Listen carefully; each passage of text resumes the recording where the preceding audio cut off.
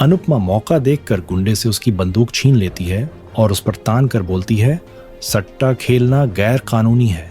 इसी बीच अनुपमा अंश से पुलिस बुलाने के लिए कहती है, लेकिन गुंडा पूरे जोश में बोलता है, बुलाओ पुलिस को, क्योंकि तुम्हारा बेटा भी जेल जाएगा और जो बंदूक तुमने मुझसे छीनी है इसमें गोली नहीं है। ये सुनकर अनुपमा चौंक जाती है। तभी तोशु अनुपमा से बंदूक छीन कर दोबारा गुंडे को दे देता है। गुंडे फिर से तोशु का कॉलर पकड़ के पैसे मांगने लगते हैं। अनुपमा साफ कह देती है किसी के पास कोई पैसे नहीं है, लेकिन इससे गुंडा गुस्सा हो जाता है और अपने पैसों के लिए जिद करता है। साथ ही तोशु को मारने की धमकी भी देता है। ये देखकर सरिता डर जाती है और अनुपमा से बोलती है, हमने जो कंपटीशन में पैसे जीते हैं वो पैसे इन गुंडों को दे दो। सभी लोग इस बात पर चौंक जाते हैं और जसप्रीत सरिता के इस फैसले से बिल्कुल सहमत नहीं होती। तोशु भी अनुपमा से रिक्वेस्ट करने लगता है, आप इन्हें पैसे दे दो वरना ये मुझे मार देंगे। अनुपमा साफ बोलती है, ये पैसे डांस रानी के हैं और इन पैसों पर सिर्फ डांस रानी का हक है, और जो मेरे हिस्से के पैसे हैं वो भारती के ऑपरेशन के लिए हैं, ना कि तेरे सट्टे के लिए। ये सुनकर तोशु चौंक जाता है।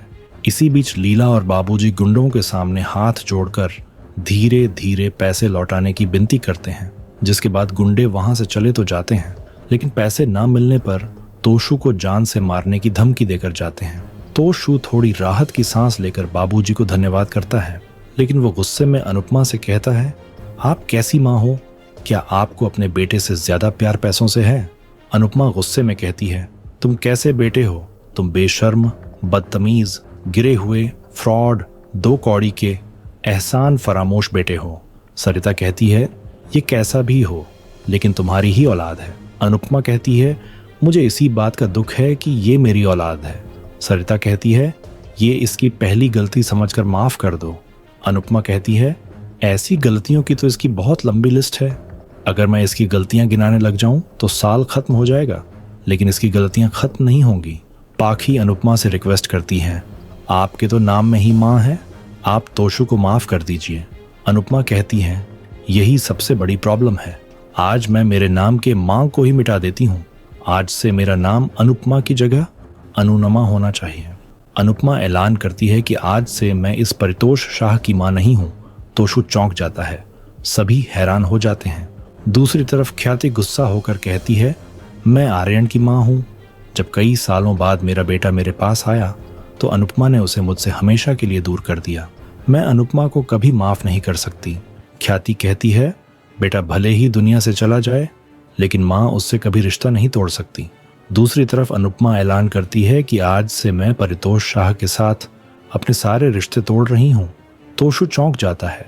सभी हैरान रह जाते हैं। तोशु कहता है कि ये आप कैसी बातें कर रही हो? मैंने गुस्से में कुछ बोल दिया तो क्या आप अपने सगे बेटे से रिश्ता तोड़ दोगी? क्या मैं इतना बुरा हूं? अनुपमा गुस्से में कहती है, तुम तो इससे भी ज्यादा बुरे हो। तोशु कहता है कि मेरे पास फोन में वीडियो था।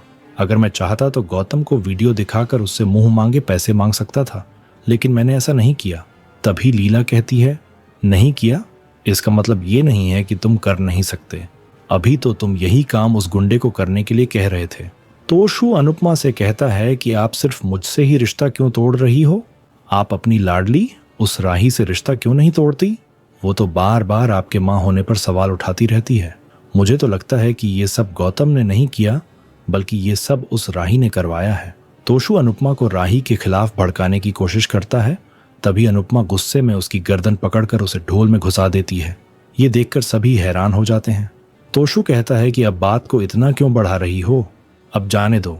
अनुपमा गुस्से में कहती है, आज तक हर बात को जाने ही दिया है। तुम मुझे लूजर कहते थे, तब भी तुम्हें जाने दिया। तुमने किंजल से भागकर शादी की, तब भी तुम्हें जाने दिया। अनुज ने मेरे नाम की इंश्योरेंस पॉलिसी बनाई थी, उसके पैसे राही के हक के थे। वो पैसे लेने के लिए तुमने मेरा झूठा डेथ सर्टिफिकेट बनाया, तब भी मैंने तुम्हें जाने दिया। अनुपमा गुस्से में तोशु की सारी गलतियां बताती है और कहती है कि तुम्हें हर बार मैंने जाने ही दिया है। मैंने सोचा कि कभी तो तुम सुधर जाओगे, लेकिन तुम नहीं सुधरे। एक बार के लिए कुत्ते की दुम सीधी हो सकती है, लेकिन परितोष शाह कभी नहीं सुधर सकता। अनुपमा ताना मारती है कि तुम्हारे ऊपर तो तोशु के कारनामे के नाम की किताब लिखी जानी चाहिए, ताकि हर बच्चा वो किताब पढ़े और जीवन में सीखे कि उसे जीवन में क्या नहीं करना चाहिए। तोशु चिढ़कर कहता है कि फिर से आपका भाषण शुरू हो गया। आपका यही सेम भाषण रिपीट पर चलता रहता है। मुझसे गलती हो गई, अब क्या मैं मर जाऊं? अपने बेटे से ज्यादा आपके लिए क्या ये भारती जरूरी है? मुझे आपका भाषण नहीं, पैसे चाहिए। तोशु डांस रानी से कहता है कि मेरी माँ के लिए पैसे और पराये अपने सगे बेटे से ज्यादा जरूरी हैं। इसी बीच अनुपमा गुस्से में डंडा उठाकर लाती है और तोशु को पीटना शुरू कर देती है। तोशु चिल्लाता है, सभी चौंक जाते हैं। अनुपमा तोशु की पिटाई करने लग जाती है। तोशु दर्द में चिल्लाता है। अनुपमा लगातार तोशु की भयानक धुलाई करती है। अनुपमा तोशु की पिटाई करते हुए कहती है कि तेरे जैसी औलाद होने से तो बे औलाद होना अच्छा है। अनुपमा दुखी होकर रोने लग जाती है। अनुपमा रोते हुए तोशु को कोसती है और कहती है कि तुम ऐसे क्यों हो? तुम घर के बड़े बेटे हो, तुम्हें घर की जिम्मेदारियां उठानी चाहिए थी, लेकिन तुम नालायक निकले। अनुपमा गुस्से में कहती है कि तुम ना कभी अच्छे बेटे बन सके, ना अच्छे पोते और ना ही अच्छे पति बन सके। अनुपमा बेहद दुखी हो जाती है। सभी को अनुपमा के लिए बुरा लगता है। बाबूजी भी तोशु पर गुस्सा करते हैं और कहते हैं कि समर तुमसे लाख गुना अच्छा था। अनुपमा बाबूजी से सहमत होती है और कहती हैं कि मैंने सभी बच्चों को एक जैसी परवरिश दी थी, लेकिन समर के अलावा सभी बच्चे नालायक निकले। अनुपमा पाखी और तोशु को दोष देती है और कहती है कि इनको देखकर लगता है कि संस्कार कितने ही अच्छे दे दिए जाएं, लेकिन बच्चा बड़ा होकर वही बनता है जो उसे बनना होता है। इसलिए माता पिता बच्चों की गलतियों के लिए जिम्मेदार नहीं होने चाहिए। पाखी सोचती है कि मुझे लपेटे में क्यों ले रहे हो? अनुपमा गुस्से में कहती है कि काश मैं इन दोनों को पैदा ही नहीं करती। मेरे एक बेटे को भगवान ने मुझसे छीन लिया, अब दूसरे को मैं खुद त्याग रही हूँ।